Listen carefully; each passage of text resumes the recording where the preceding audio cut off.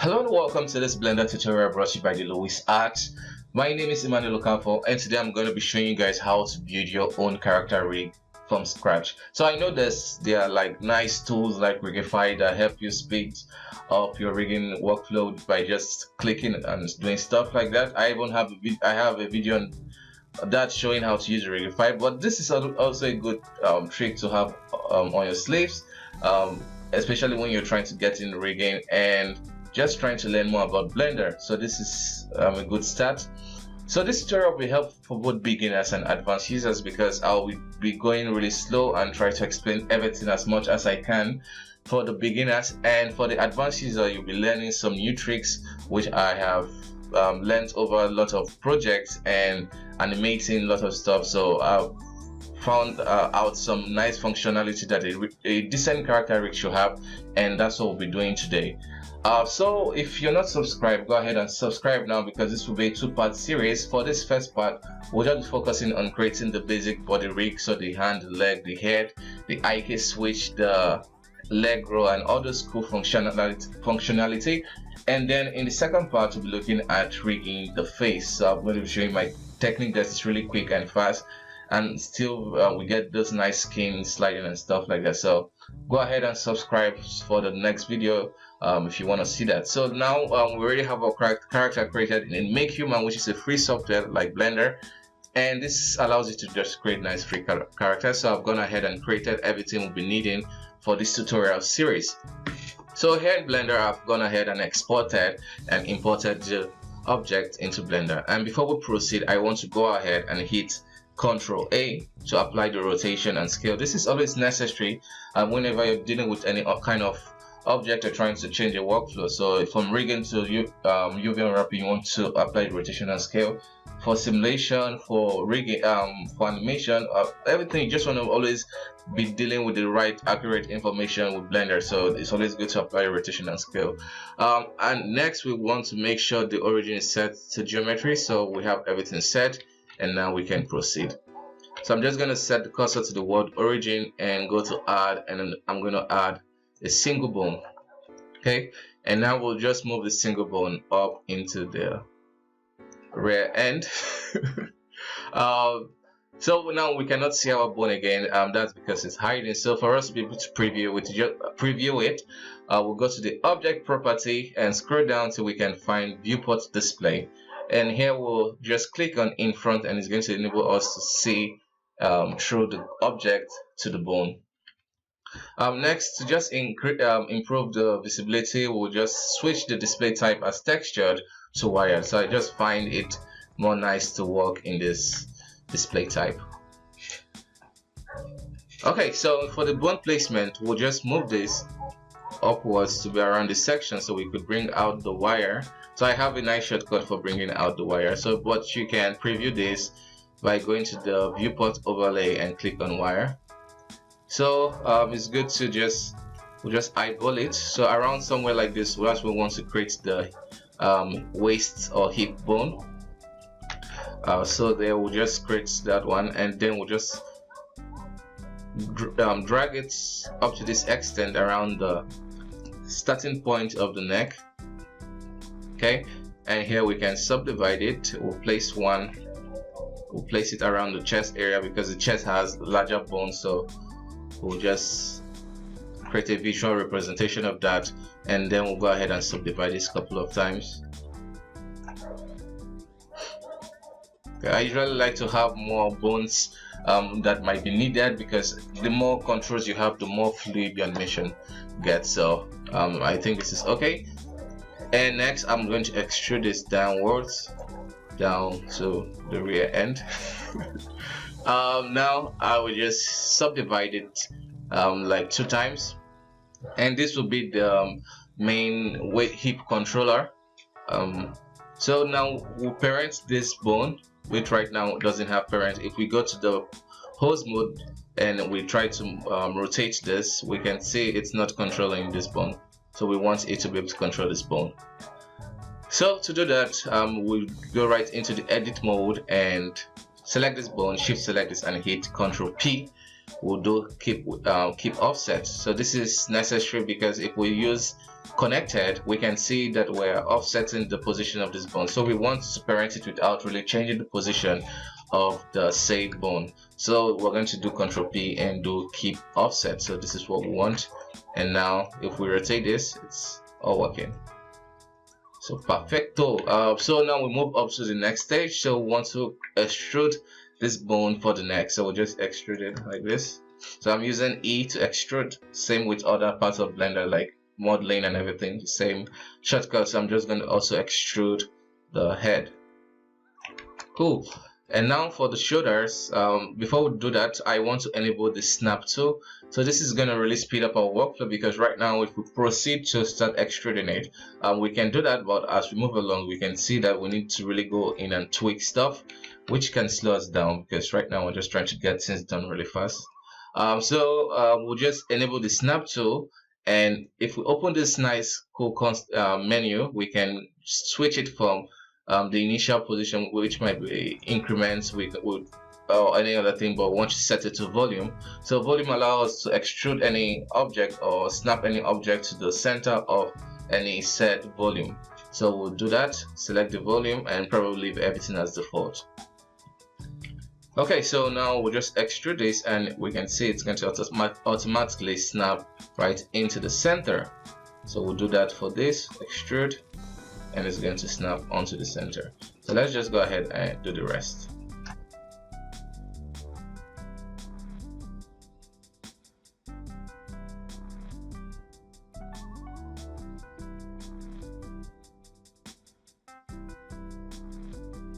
Okay, so now we're done with the hands, and we can just go in and just inspect it to make sure it's looking nice, and we'll just make sure it's placed in a position where it can deform better or more realistic.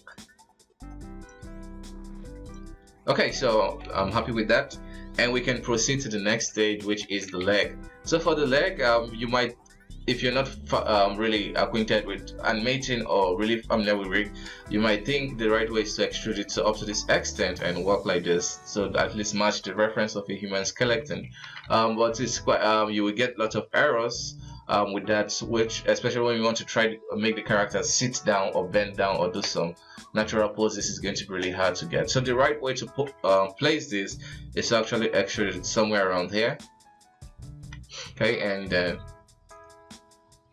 this position, so this somewhere around here, we enable the character sit down easily and do some very bending pose very much easier than normal. Okay, so once you place it here, we can even turn this on one more time, and we can just extrude this. Then subdivide this, and with wire turned on, can go in and make sure it's in a nice position. Okay, so it's looking good now, and we can proceed to the next stage. So for the next stage, what we want to do is add constraints to this position, to this side, before we transfer it to the other side, because you don't want to like redo the same thing twice. So we want to avoid that as much as possible. So now for the leg, we'll start with the leg and build up. So for the leg, we want to create like a heel bone that we can control the heel rotation and also the toe rotation, and also have IK control for that. So for that, let's just extrude this downwards. We'll just go ahead and turn off the snap tool. So we'll extrude this bone downwards around where you want the pivot point of the heel to be. And once you've done that, then you can press the armature context menu by hitting the W key, and here we'll do the switch direction, or you could just go to armature and do it here. Okay, so once you do this, this is going to lose the parent-child relationship it has with this bone, which is okay.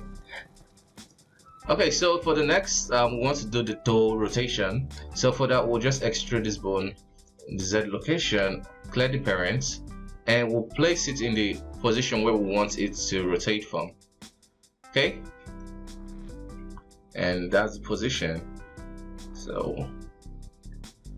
So now for the parents, for the setup, all you need to do is select this bone and parent it to this bone. So we'll do Control P, keep offset like we did earlier, and then select this bone and select this one and do Control P, keep offset.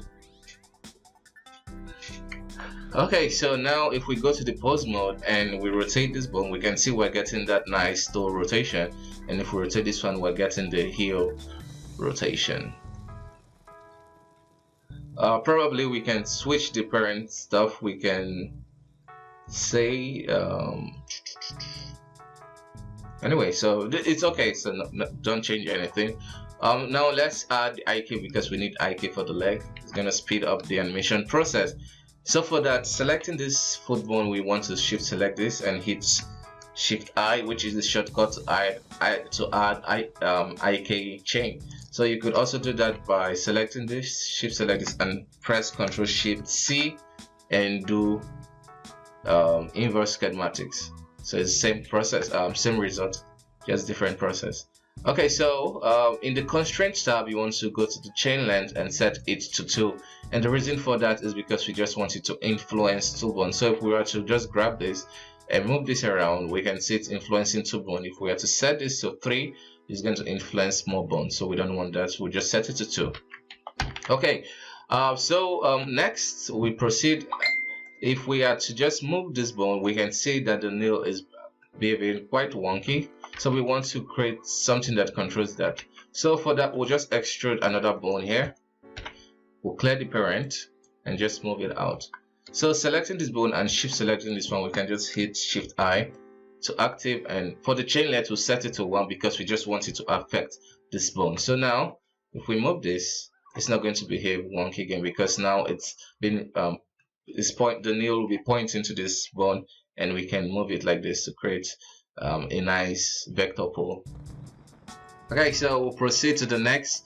We already have the basic functionality set up. We have the heel working and we have the toe working. So we want one unified system that can really control everything. So you can probably just okay, so we need one unified system to control everything. So for that, we'll just add another bone.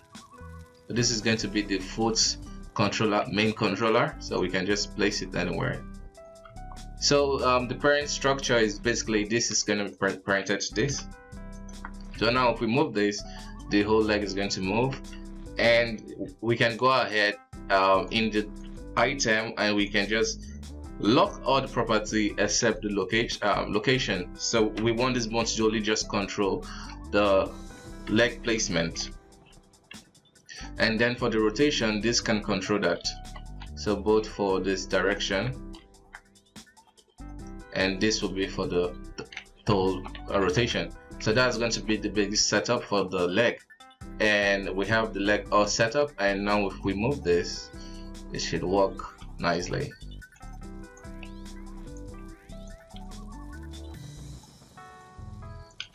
Okay, so now let's do the hand. So for the hand, the basic setup one for the hand, we want an FK IK switch for the hand. So we need to set that up. So for that, we'll just extrude this. We'll clear the parents by hitting Alt P, and then select this bone and add IK chain like we did earlier with the Shift I. So now this is controlling it. Okay, so we also want the elbow vector pole. So for that, we will just extrude this and then Shift I to active, and this is going to control that. So you can notice as we are moving this is going crazy. So to fix that, we'll just go to this bone icon, and in the relationship we want to go to uncheck the inherit rotation. So once to uncheck this, that's the reason why we're getting that wonky movement. So we have it turned on, we can get that. If not, okay, so that's basic setup. And now we want, when we move one controller, we can, with this basic controller, we can control the rotation and everything of the hand. So to do that, we'll just use the child to constraint. But before we do that, we want to select everything in edit mode and hit Shift N to recalculate the row. So we'll just go ahead and do a global positive y-axis. So I'm just going to do that. So all of them are using the same axis. And now selecting this, I'm going to shift select this and do Ctrl Shift C and armature child off, and we can go to the constraint and do set inverse. So now this particular bone is going to control everything about the hand bone. Okay, so you can see I just did the Shift N to recalculate the rows. So the reason for that, most beginners or most even users don't know the reason for that. So it's just to enable you to get cleaner animation. So if your bone rows are not all facing or aligned in the right direction, you're going to get some wonky animation. So you want to make sure that they're all using the same, calculated using the same row or something similar to that, to get more cleaner animation when you're animating, because the graph is created based on, I'm not sure I'm not really sure, but all I know is that it plays or has a factor to play with getting clean animation. So you should always recalculate the row. Okay, so we'll just clear that scale. So we have everything set, and yeah, we can proceed. So don't worry about the IK and FK switch. We can do it easily, and we'll do that after we mirror the whole body. So for now we have one side already set. And before we proceed, we can also do the hand. So we want the hand to the fingers to automatically rotate when it's rolled. So we just want to roll one finger and then it rotates. Then we can use the other fingers to tweak it. So we could do this a couple of ways, and the way I'm going to choose is just going to select this bone, shift select this, and do Ctrl Shift C, and we'll do copy rotation. So we'll set this to local space, and we'll do add. So for some reason that's not working. Oh, sorry. You want to select the source and then you select the target and do that. So copy rotation, local space. So for the mix value, by default is set to replace, and that means we cannot be able to rotate this bone. So we want to be able to rotate this to use it to tweak the fingers. So to fix that, we'll just switch this to add. This enables us to be able to rotate this the way we like. So here we can just copy the same. You can just repeat this and do local space.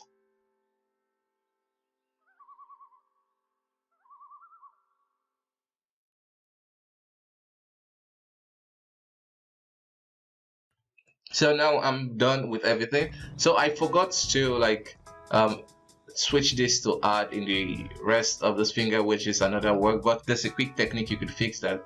So if we box select all these hands and then shift select one of these, we'll just go to the constraint and holding down Alt, we can switch this from replace to add, and then it didn't work. Let's see if we can do that again. Oh, that functionality is not working here. That's too bad. That would have really saved us a lot of time. So anyway, we can just proceed. Though it works in some certain areas in Blender, whereby if you hold on Alt, it can easily work for you. So anyway, we fixed it and we can proceed. So now let's test out the finger row. So if we bring out the space and select the transform, and then we can switch the gimbal, the pivots to the normal, and now if we rotate this, you can see it's going to rotate. Just rotating one finger is going to rotate everything,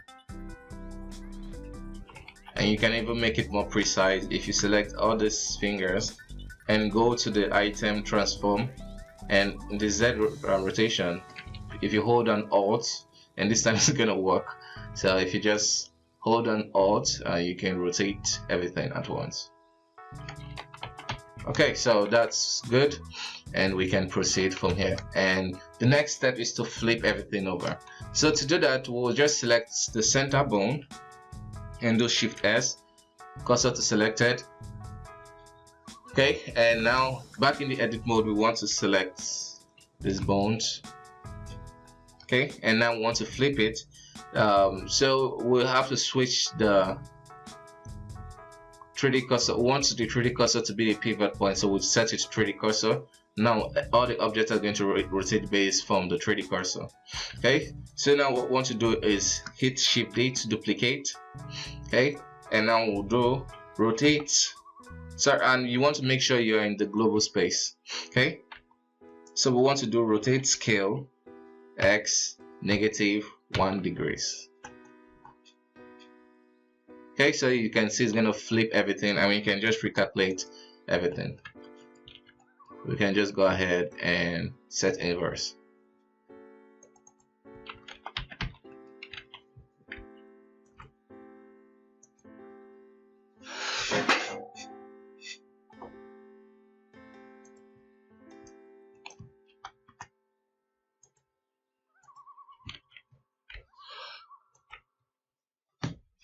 Okay, so it's done, and we have the basic rig setup.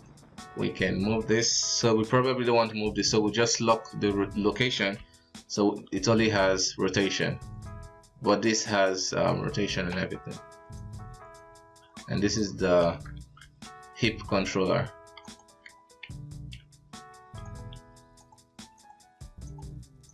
Okay, so for the next stage, we want to just bind it before we keep building on the constraints. So at least we can see some progress. So we will just go ahead and bind it. But before we bind it, we need to tell Blender to ignore some bones, because some bones here are just controller bones. They are not meant to deform the geometry. So we need to indicate that to Blender. So to do that, we'll just select all the bones that we know that we don't want to deform this character. So they're like the IK bones and all these foot rolls. So we don't need that. We don't need them to deform the character. So we're just selecting them.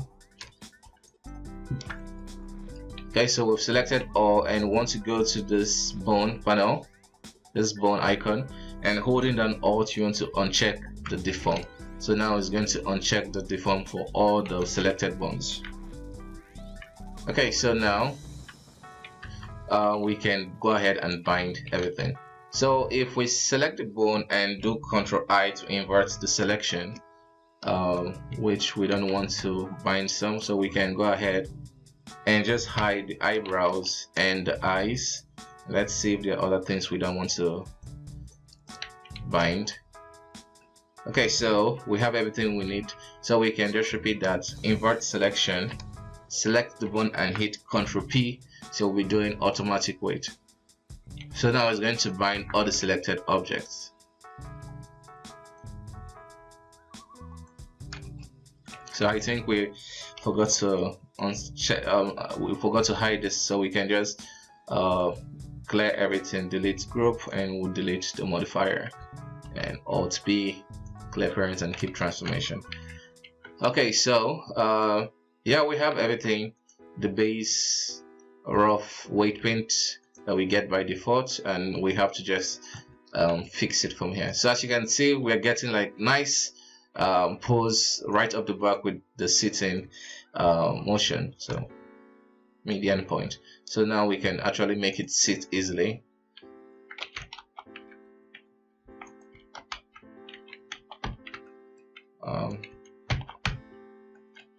Oh, sorry. Okay, so we can even try to make it bend. So we'll not be focusing on the weight paint in this tutorial, because it's going to take a lot of time to fix everything, but I'm just going to give you like a crash course to weight painting. And yeah, so we can see it's very nice and easy to pose, and we have a lot of controls. Okay, so crash course into weight painting. So for that, let's try to fix some obvious errors. So one of the obvious errors we're getting are the buttons that are just flying away. So to fix that, I usually don't like to have my button and the clothes in this as same geometry, because I like to have like special controls for those buttons because they can get very tricky to deal with. So for this instance, it's actually quite easy to do that, to fix the button. So I think I was planning to use a modifier to bind the buttons to the clothes, but I just looked at it, it's in close proximity with just a particular bone. So I think we'll just parent the whole button to that bone, and that should fix it, I think. So we'll do that. So we'll just clear the parent. So if you note, I just separated the buttons from the pants and made it its own object, and I'm going to clear all the group and clear the parents. So now so let's see what we have. So we could easily use weight paint to fix this, but because of time I'm not going to do that. I'll just use the modifier instead. So for the modifier, I'm going to use a modifier called surface deform. So I'm just going to bind this. Okay, so now this is just going to easily follow everything. Okay, so this surface deform modifier can get tricky if you don't know how to use it. So if you want to add subdivision, you want to add after the surface deform modifier. You don't want to add the subdivision before the surface deform modifier. So general rule of thumbs, the surface deform modifier should be the first modifier in the stack before any other thing. So that's basic rule of thumb, and you don't want any other kind of modifier that is meant to deform the geometry. It's not going to work if you're using the surface deform modifier. So that's basic crash course on that. So for the face, which is definitely going to be another area where we need to fix the weight paint, let's actually do that. So I'm just going to isolate the face. Okay. So the way you go into weight paint is to select the bone that you've parented and bind it to the character, and now you select geometry you want to fix, and then you can go to the object and do switch to weight paint. Okay, so now once you can now go ahead and select the geometry, the bone right inside the weight paint, so you can work better. Okay, so here you can use either the tool to edit, or you can bring out the header, show header tool. I prefer to work this way because it's just faster and cleaner to work with.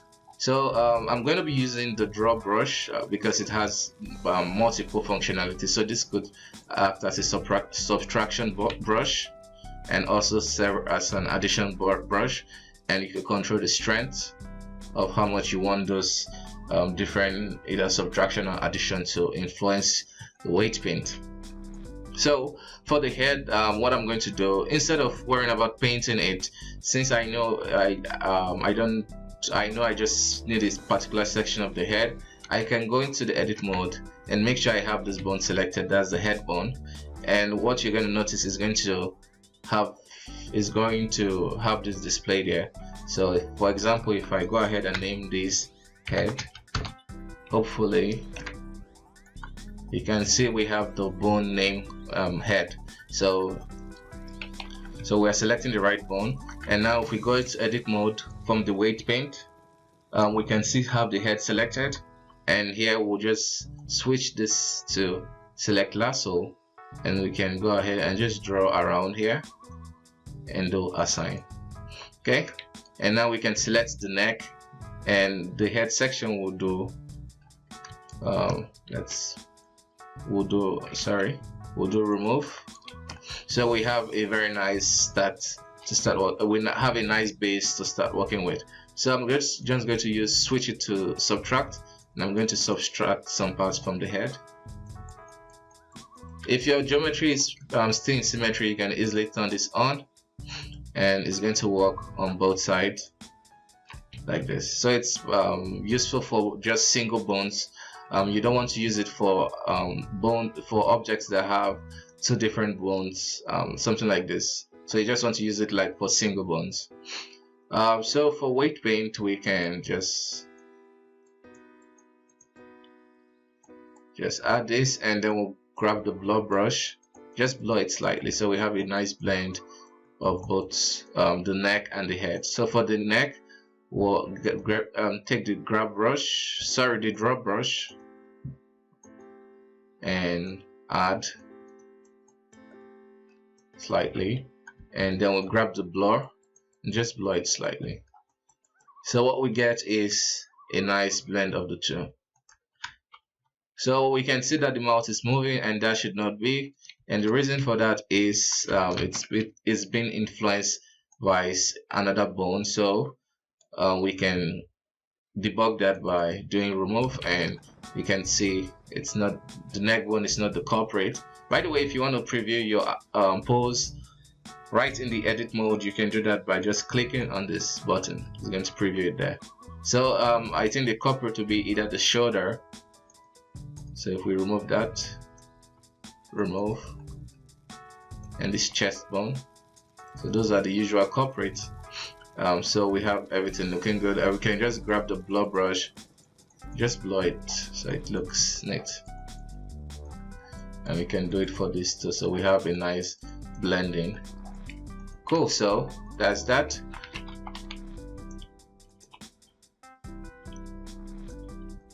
So next we'll be doing the eye rig. We'll be setting up the eye rig, so let's do that. So I can go ahead and unhide and switch to material so it looks better. So for the eyes, what you want to do is go into edit mode and select one portion of the eyes and hit cursor to selected. So it's going to add the cursor there, so that's okay. It doesn't have to be perfect right now.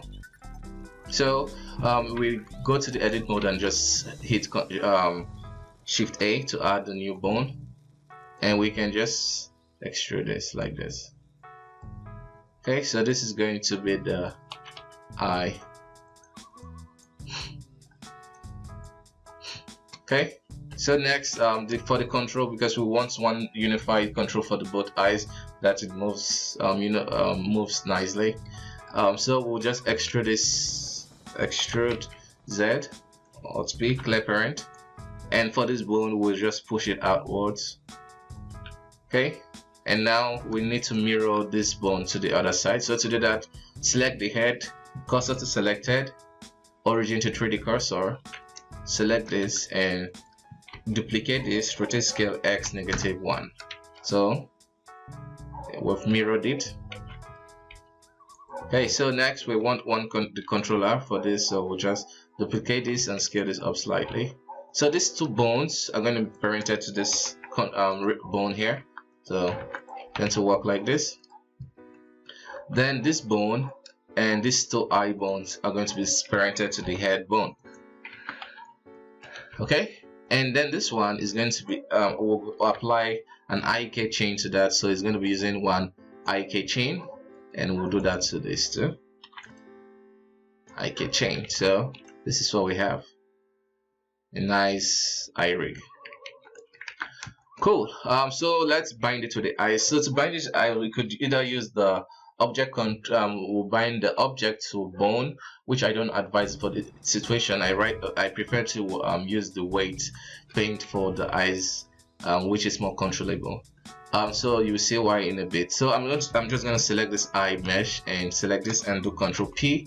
So I'm going to be using with empty groups. Okay, so with empty groups it's going to bind everything, but it's not going to really bind it. It's going to just parent it and do everything that you expect, except applying weight paints to the mesh. So this is really handy in a situation whereby you're already prepared to do this manually. So that's what we want. So selecting the bone, shift select the eyes, and we'll switch to weight paint.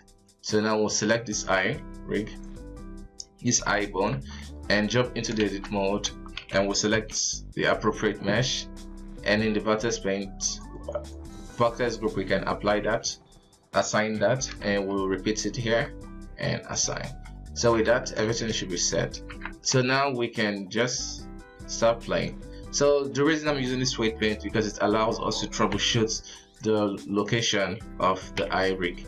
So if I move this to a nice extreme position, we can start seeing that it's actually not the pivot point for the eye is not right. So if you're using the objects to bone parent, you cannot do this because it's going to mess up things, but with the weight paint it's not going to mess up things. So for this we can just eyeball it and just either push it forward, see when it can start looking good. So as you can see, it's looking good slightly, so you can push it more or backwards. So you can just play with this till you have it to a position where it feels better. So I think somewhere here. Okay, so it's not bad, so you can see it's working. So final flavor you can add to your eye rig is to control the eyes mesh, is to control the head mesh, to control the mesh around the eyes. I'm really tired. Sorry, it's quite late here. It's like 1 a.m. and okay, so we'll select the head mesh. We'll select the rig and select the head mesh, and we'll do weight paint. So as you can see, if we select this eye mesh, we can see this pinkish color. That means that there's no weight paint, or this particular bone doesn't have any vertex group yet, so we need to create one. So you can create that by just clicking on the mesh and it's gonna create one. So now we'll just switch to draw brush and probably reduce the strength and turn off the symmetry. So we'll just paint in slightly.